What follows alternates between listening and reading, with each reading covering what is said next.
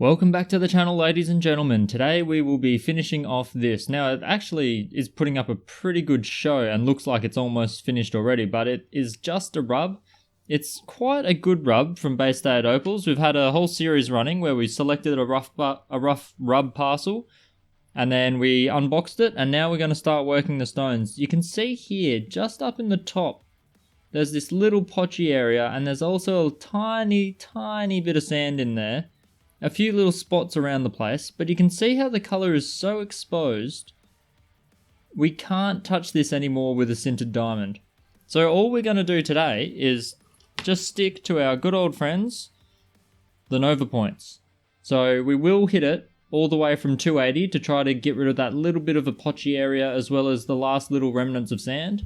And then brown, grey, pink, well, rose, and then I'll hit it with some cerium oxide, and we should end up with a fairly nice little stone. I'm not going to change the shape or anything, and we're going to track the weight of this. So I'll quickly just chuck it on a scale now, and we'll see how much we lose just from Nova points and polishing. Because if you can get a good rub parcel where it's already pre-shaped and everything, you'll find that you can really keep a lot of the weight. And I haven't calibrated these scales or anything, so it can vary a little bit, but we'll just hope that it's fairly stable over the course of the little bit of time that we're going to spend cutting it.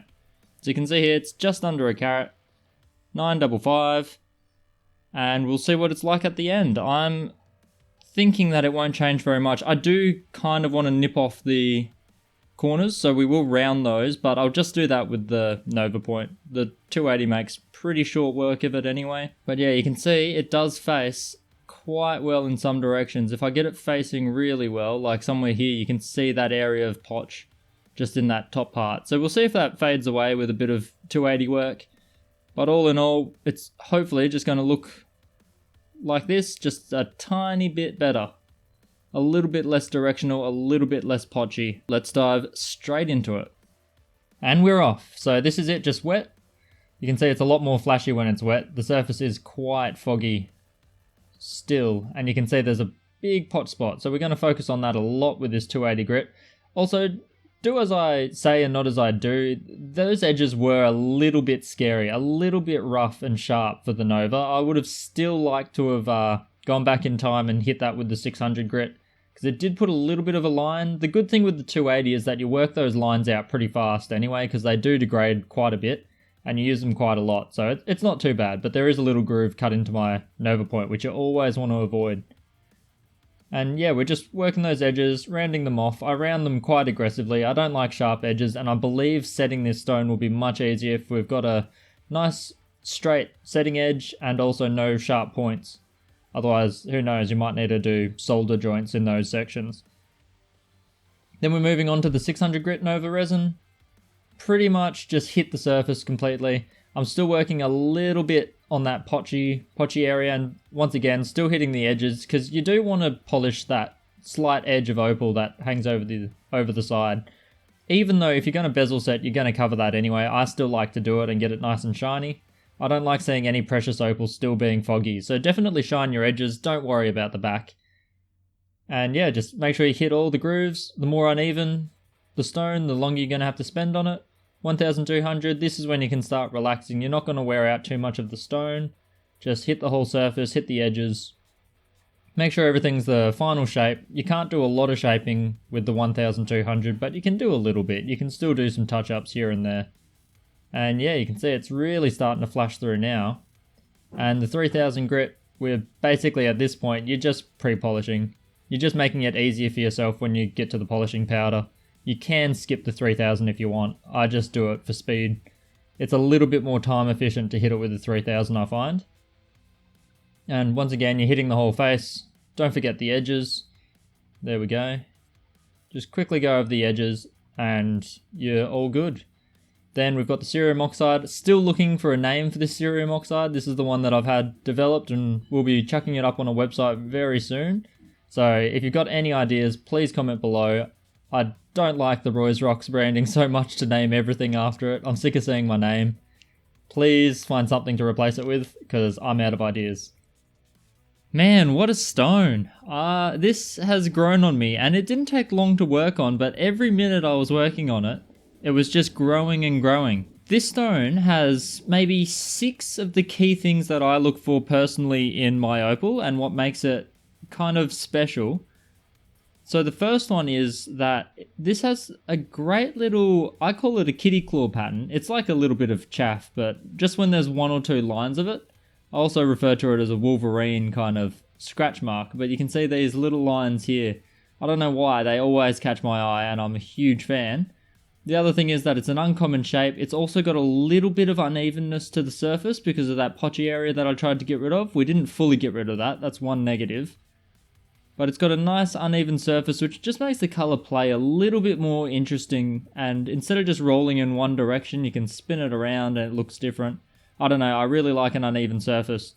And this one I'm for sure going to keep in my pile of to be set because I reckon I would wear this myself as a bit of a ring stone. Another thing that I really like is green and gold. I know I'm half Japanese and green and gold is the Aussie kind of colours, but it is probably one of my favourite colour combinations in any opal. And this one, it's a little bit orange. There's a little bit of orange getting in the way of the gold, which is slightly annoying, but it's not that much of a negative. It's still amazing colour. And it just rolls across the surface. And I love these patterns where you get these sharp lines. They almost look like cracks, where the lines of colour just clash at a really flat surface. Now I did mention there's still a little bit of a potchy bit over there, and that's because if you look at the stone at that dip, I've basically fully run out of colour bar. Around here, so on this side, I've still got heaps to play with over here. But over here, I've really run it right down to the potch, and we can't go any further. It's a bit blue from that direction, but most other directions are beautiful green and gold or orange and gold. Amazing little stone. And I guess we should give it a quick little weigh, though I don't think it lost very much at all. So yeah, lost a little bit because I did bring in the edges a little more than I thought I would with the 280 Nova. But I do like to have a nice little, I like the rounded edges on the outside, and it just contrasts really well with the sharp colour bar, well, the sharp colour pattern. I really like a crisp line or two when it comes to the colour play of the opal. Amazing stone, and this is just stone number 1 of 6 I think was in this rub parcel, and it really didn't take too much work at all. You could argue that there's a chance of reshaping and cutting out that potchy bit just over here and still being left with a pretty nice stone, maybe, I don't know, about a 0.6 carat, because I'll lose at least 0.2 doing that, but I don't mind that little potchy area.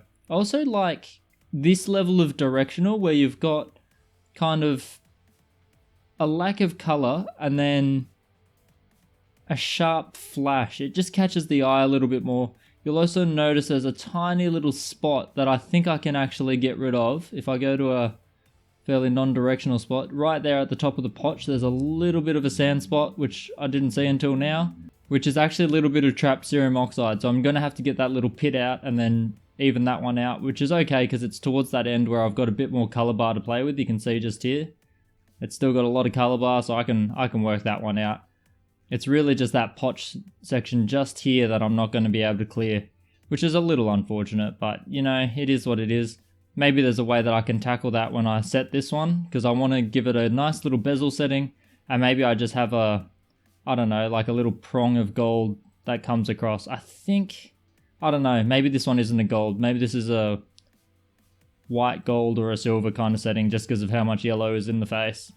Probably doesn't go so well if you wrap it in gold as well. But that will be for way down the track. I'll practice with a lot of stones I don't care about so much before I set this one because I think I want to keep it. Though, having said that, my hobbit fingers, I don't actually wear any rings at all. I don't wear any jewelry at all, not even opal, but that may change in the future because I've got a few stones that I really like the look of. And I won't do as good a job as Lou's wife over in the US with their Bay State Opals site. They are a lot more experienced than I, but I'm willing to give it a crack one day. Until that day, I will see you guys in the next video. This was a lot of fun and it came out much better than I thought. I knew it was going to be good because even the piece of rough rub was already showing a lot of potential. It just goes to show that that little bit of polishing, that little extra polishing can go a long way. and you can end up with a little stone like this. So judge your rubs well and you'll by no means lose out. This was only $100 parcel, a bit over $100 parcel, so it's yeah, it's gonna make back its money, no problem at all. And I'll see you guys real soon where we continue on working on some of these stones. We should be able to get them all done, and who knows, maybe 6 out of 6 will work. I'm hoping for at least 3. They've all got a little bit of potential, and we'll just hope for the best.